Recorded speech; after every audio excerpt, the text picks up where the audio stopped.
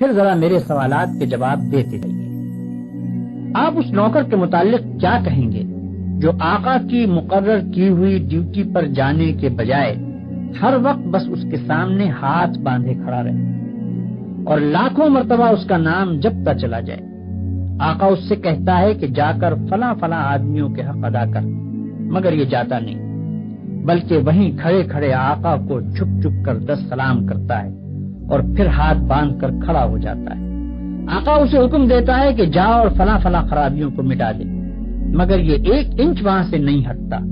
اور سجدے پر سجدے کیے چلا جاتا ہے۔ آقا حکم دیتا ہے کہ چور کا ہاتھ کاٹ دے، یہ حکم سن کر بس وہیں کھڑے کھڑے نہایت خوش الہانی کے ساتھ چور کا ہاتھ کاٹ دے، چور کا ہاتھ کاٹ دے 20 مرتبہ پڑھتا رہتا ہے، مگر ایک دفعہ بھی اس نظام حکومت کے قیام کی کوشش نہیں کرتا جس میں چور کا ہاتھ کاٹا جا سکے۔ کیا آپ کہہ سکتے ہیں کہ یہ شخص حقیقت میں آقا کی بندگی کر رہا ہے؟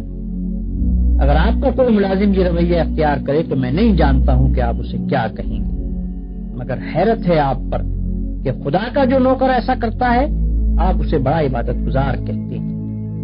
یہ ظالم صبح سے شام تک خدا جانے کتنی مرتبہ قرآن شریف میں خدا کے احکام پڑھتا ہے، مگر ان احکام کو بجا لانے کے لیے اپنی جگہ سے جنبش تک نہیں کرتا، بلکہ نفل پر نفل پڑھے جاتا ہے، 1000 دانہ تسبیح پر خدا کا نام جپتا ہے اور خوش الہانی کے ساتھ قرآن کی تلاوت کرتا رہتا ہے۔ آپ اس کی یہ حرکتیں دیکھتے ہیں اور کہتے ہیں کہ کیسا زاہد عابد بندہ ہے۔ یہ غلط فہمی صرف اس وجہ سے ہے کہ آپ عبادت کا صحیح مطلب نہیں جانتے۔ ایک اور نوکر ہے جو رات دن ڈیوٹی تو غیروں کی انجام دیتا ہے، احکام غیروں کے سنتا اور مانتا ہے، قانون پر غیروں کے عمل کرتا ہے اور اپنے اصلی آقا کے فرمان کی ہر وقت خلاف ورزی کیا کرتا ہے، مگر سلامی کے وقت آقا کے سامنے حاضر ہو جاتا ہے اور زبان سے آقا ہی کا نام جپتا رہتا ہے۔ اگر آپ میں سے کسی شخص کا نوکر یہ طریقہ اختیار کرے تو آپ کیا کریں گے؟ کیا آپ اس کی سلامی کو اس کے منہ پر نہ مار دیں گے؟ جب وہ زبان سے آپ کو آقا اور مالک کہے گا تو کیا آپ فوراً یہ جواب نہ دیں گے کہ تو پرلے درجے کا جھوٹا اور بے ایمان ہے، تنخواہ مجھ سے لیتا ہے اور نوکری دوسروں کی کرتا ہے، زبان سے مجھے آقا کہتا ہے اور حقیقت میں میرے سوا ہر ایک کی خدمت کرتا پھرتا ہے؟ یہ تو ایک معمولی عقل کی بات ہے جسے آپ میں سے ہر شخص سمجھ سکتا ہے، مگر کیسی حیرت کی بات ہے کہ جو لوگ رات دن خدا کے قانون کو توڑتے ہیں، کفار و مشرکین کے احکام پر عمل کرتے ہیں اور اپنی زندگی کے معاملات میں خدا کے احکام کی کوئی پرواہ نہیں کرتے، ان کی نماز اور روزے اور تسبیح اور تلاوت قرآن اور حج و زکوٰۃ کو آپ خدا کی عبادت سمجھتے ہیں۔ یہ غلط فہمی بھی اسی وجہ سے ہے کہ آپ عبادت کے اصل مطلب سے ناواقف ہیں۔ ایک اور نوکر کی مثال لیجیے۔ آقا نے اپنے نوکروں کے لیے جو وردی مقرر کی ہے یہ ٹھیک ناپ تول کے ساتھ اس وردی کو پہنتا ہے، بڑے ادب اور تعظیم کے ساتھ آقا کی خدمت میں حاضر ہوتا ہے، ہر حکم کو سن کر اس طرح جھک کر بصر و چشم کہتا ہے کہ گویا اس سے بڑھ کر اطاعت گزار خادم کوئی نہیں، سلامی کے وقت سب سے آگے جا کر کھڑا ہوتا ہے اور آقا کا نام جپنے میں تمام نوکروں سے بازی لے جاتا ہے، مگر دوسری طرف یہی شخص آقا کے دشمنوں اور باغیوں کی خدمت بجا لاتا ہے، آقا کے خلاف ان کی سازشوں میں حصہ لیتا ہے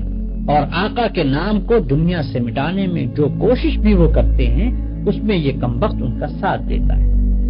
رات کے اندھیرے میں تو آقا کے گھر میں نقم لگاتا ہے اور صبح بڑے وفادار ملازموں کی طرح ہاتھ باندھ کر آقا کی خدمت میں حاضر ہو جاتا ہے۔ ایسے نوکر کے متعلق آپ کیا کہیں گے؟ یہی نہ کہ وہ منافق ہے، باغی ہے، نمک حرام ہے، مگر خدا کے جو نوکر ایسے ہیں ان کو آپ کیا کہیں گے؟ آپ سمجھتے ہیں کہ ہاتھ باندھ کر قبلہ رو کھڑے ہونا، گھٹنوں پر ہاتھ رکھ کر جھکنا، زمین پر ہاتھ ٹیک کر سجدہ کرنا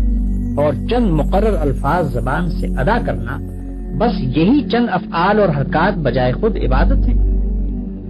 آپ سمجھتے ہیں کہ رمضان کی پہلی تاریخ سے شوال کا چاند نکلنے تک روزانہ صبح سے شام تک بھوکے پیاسے رہنے کا نام عبادت ہے؟ آپ سمجھتے ہیں کہ قرآن کے چند رکوع زبان سے پڑھ دینے کا نام عبادت ہے؟ آپ سمجھتے ہیں کہ مکہ معظمہ جا کر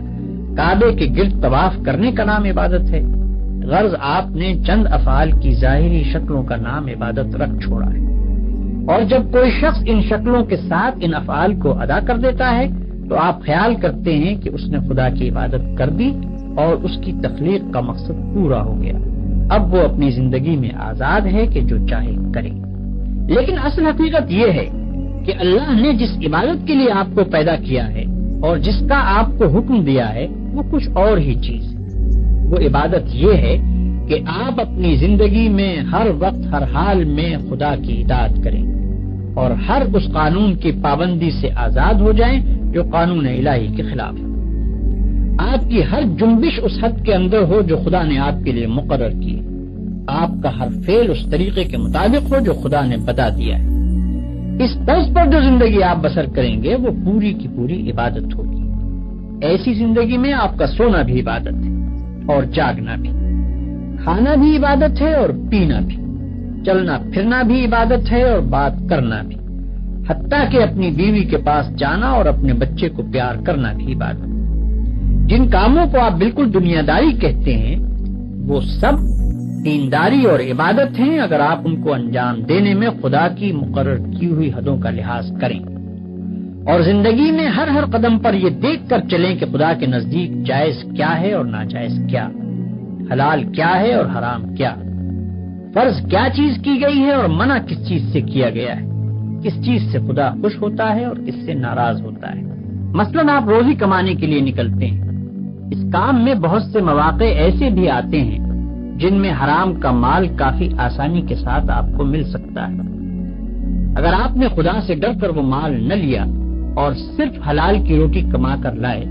تو یہ جتنا وقت آپ نے روٹی کمانے پر صرف کیا یہ سب عبادت تھا، اور یہ روٹی گھر لا کر جو آپ نے خود کھائی اور اپنی بیوی بچوں اور خدا کے مقرر کیے ہوئے دوسرے حقداروں کو کھلائی، اس سب پر آپ اجر و ثواب کے مستحق ہو گئے۔ آپ نے اگر راستہ چلنے میں کوئی پتھر یا کانٹا ہٹا دیا اس خیال سے کہ خدا کے بندوں کو تکلیف نہ ہو تو یہ بھی عبادت ہے۔ آپ نے اگر کسی بیمار کی خدمت کی یا کسی اندھے کو راستہ چلایا یا کسی مصیبت زدہ کی مدد کی تو یہ بھی عبادت ہے۔ آپ نے اگر بات چیت کرنے میں جھوٹ سے، غیبت سے، بدگوئی اور دل آزاری سے پرہیز کیا اور خدا سے ڈر کر صرف حق بات کی تو جتنا وقت آپ نے بات چیت میں صرف کیا وہ سب عبادت میں صرف ہوا۔ بس خدا کی اصلی عبادت یہ ہے کہ ہوش سنبھالنے کے بعد سے مرتے دم تک آپ خدا کے قانون پر چلیں اور اس کے احکام کے مطابق زندگی بسر کریں۔ اس عبادت کے لیے کوئی وقت مقرر نہیں ہے، یہ عبادت ہر وقت ہونی چاہیے۔ اس عبادت کی کوئی ایک شکل نہیں ہے، ہر کام اور ہر شکل میں اسی کی عبادت ہونی چاہیے۔ جب آپ یہ نہیں کہہ سکتے کہ میں فلاں وقت خدا کا بندہ ہوں اور فلاں وقت اس کا بندہ نہیں ہوں تو آپ یہ بھی نہیں کہہ سکتے کہ فلاں وقت خدا کی بندگی و عبادت کے لیے ہے اور فلاں وقت اس کی بندگی و عبادت کے لیے نہیں ہے۔ بھائیوں، آپ کو عبادت کا مطلب معلوم ہو گیا اور یہ بھی معلوم ہو گیا کہ زندگی میں ہر وقت ہر حال میں خدا کی بندگی اور اطاعت کا نام ہی عبادت ہے۔ اب آپ پوچھیں گے کہ یہ نماز، روزہ اور حج وغیرہ کیا چیزیں ہیں؟ اس کا جواب یہ ہے کہ دراصل یہ عبادتیں جو اللہ نے آپ پر فرض کی ہیں ان کا مقصد آپ کو اس بڑی عبادت کے لیے تیار کرنا ہے جو آپ کو زندگی میں ہر وقت ہر حال میں ادا کرنی چاہیے۔ نماز آپ کو دن میں 5 وقت یاد دلاتی ہے کہ تم اللہ کے بندے ہو، اسی کی بندگی تمہیں کرنی چاہیے۔ روزہ سال میں 1 مرتبہ پورے 1 مہینے تک آپ کو اسی بندگی کے لیے تیار کرتا ہے۔ زکوٰۃ آپ کو بار بار توجہ دلاتی ہے کہ یہ مال جو تم نے کمایا ہے یہ خدا کا عطیہ ہے، اس کو صرف اپنے نفس کی خواہشات پر صرف نہ کر دو بلکہ اپنے مالک کا حق ادا کرو۔ حج دل پر خدا کی محبت اور بزرگی کا ایسا نقش بٹھاتا ہے کہ اگر 1 مرتبہ وہ بیٹھ جائے تو تمام عمر اس کا اثر دل سے دور نہیں ہو سکتا۔ ان سب عبادتوں کو ادا کرنے کے بعد اگر آپ اس قابل ہو گئے کہ آپ کی ساری زندگی خدا کی عبادت بن جائے تو بلا شبہ آپ کی نماز نماز ہے اور روزہ روزہ ہے، زکوٰۃ زکوٰۃ ہے اور حج حج ہے۔ لیکن اگر یہ مقصد پورا نہ ہوا تو محض رکوع اور سجدہ کرنے اور بھوک پیاس کے ساتھ دن گزارنے اور حج کی رسمیں ادا کر دینے اور زکوٰۃ کی رقم نکال دینے سے کچھ حاصل نہیں۔ ان ظاہری طریقوں کی مثال تو ایسی ہے جیسے ایک جسم کہ اگر اس میں جان ہے اور وہ چلتا پھرتا اور کام کرتا ہے تو بلا شبہ ایک زندہ انسان ہے، لیکن اگر اس میں جان ہی نہیں تو وہ ایک مردہ لاش۔ مردے کے ہاتھ، پاؤں، آنکھ، ناک سبھی کچھ ہوتے ہیں مگر اس میں جان نہیں ہوتی، اس لیے تم اسے مٹی میں دبا دیتے ہو۔ اسی طرح اگر نماز کے ارکان پورے ادا ہوں یا روزے کی شرطیں پوری ادا کر دی جائیں مگر خدا کا خوف، اس کی محبت اور اس کی وفاداری و اطاعت نہ ہو جس کے لیے نماز اور روزہ فرض کیا گیا ہے، تو وہ بھی ایک بے جان چیز ہوگی۔